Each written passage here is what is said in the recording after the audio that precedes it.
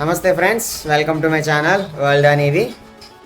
Editing చాలా time తినేస్తుంది friends. యాక్చువల్గా 2 రోజులు రూమ్లో కూర్చొని ఇదే హాస్టల్లో ఇదే రూమ్లో కూర్చొని ఎడిటింగ్ చేశాను.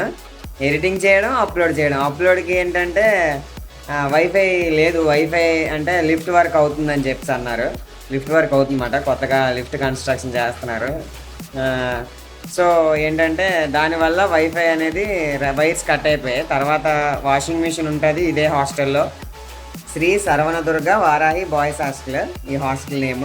నేను 3 days ఉందాం అనుకొని ఈరోజు 4th day మా బామ్మర్ది కరీం వస్తున్నాడని చెప్పేసి ఉండిపోయాను అనమాట. వాడు ఇప్పుడు కాకినాడ వస్తాడనమాట. వాడిని కలిసేసి 3 days ఉందాం అనుకున్నాను, కానీ అది 5 days అవుతుంది ఆల్మోస్ట్.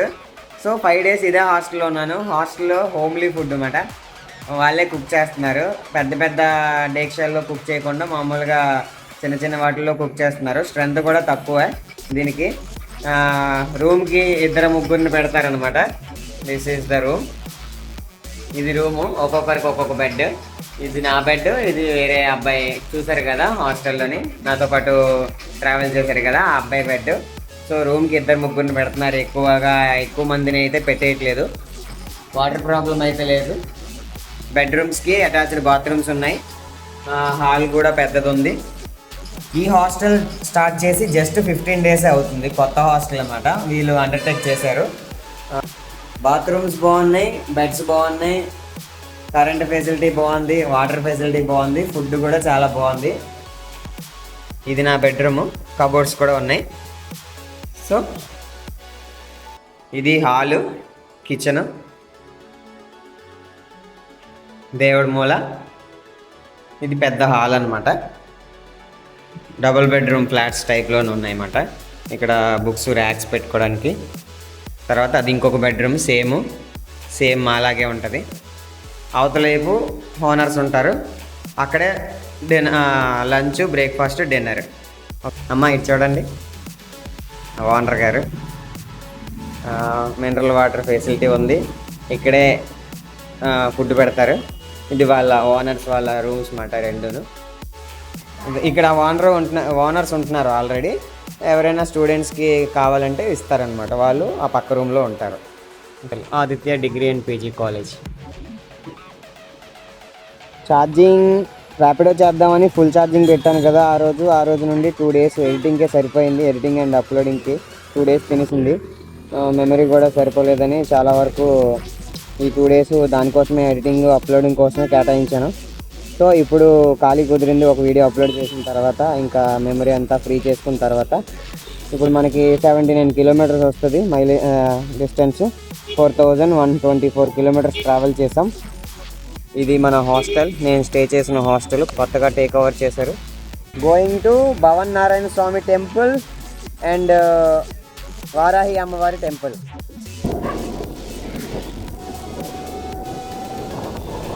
శ్రీ రాజలక్ష్మి సమేత భావనారాయణ స్వామి వారి దేవస్థానం arch. Sri Bhavanarayana Swamy temple, Sri Mahavishnu, Lakshmidevi. Okay, బయటన ఎంట్రన్స్ దగ్గర ఉన్నారు. లోపల సూర్యభగవాన్ స్వామి అన్నారు. సూర్యభగవానుడో కాదో నాకు తెలీదు. ఇది చాలా ఓల్డ్ టెంపుల్ లాగా ఉంది. ఆ గోడలు చూస్తుంటే, ఇవి చూస్తుంటే, స్తంభాలు చూస్తుంటే. లోపలికి వెళ్ళి చూసి మీకు చెప్తాను, వెయిట్ చేయండి.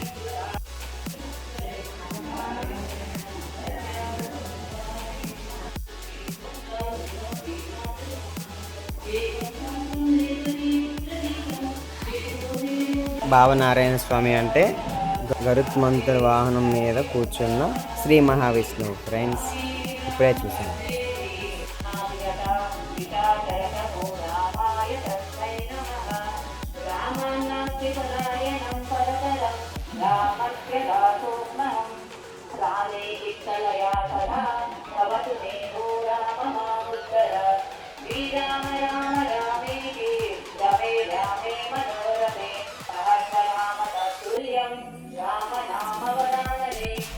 Twenty Venkateswara Swamy temple, G Vemavaram. 21 ద్రాక్షారామంలో టెంపుల్. 22 శ్రీ రాజ్యలక్ష్మి సమేత Bhavanarayana Swamy temple. 23rd temple Varahi అమ్మవారి టెంపుల్. శ్రీ రాజ్యలక్ష్మి సమేత Bhavanarayana Swamy temple main entrance చాలా బాగుంది ఫ్రెండ్స్, చూడండి. Super super. అమ్మవారికి చీర కానీ బెల్లం కానీ సమర్పిస్తారంట ఫ్రెండ్స్. అమ్మవారి గర్భగుడి బాగుంది. అమ్మవారు వారాహి అమ్మవారు.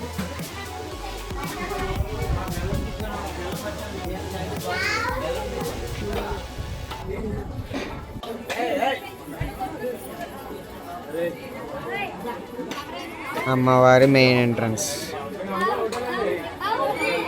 23rd టెంపుల్ విజిట్ చేశాను ఫ్రెండ్స్. వారాహి అమ్మవారి టెంపుల్ కొవ్వూరులో ఉంది, కాకినాడలోని కొవ్వూరులో ఉంది. Going to hostel. Good night, bye, Jai Hind.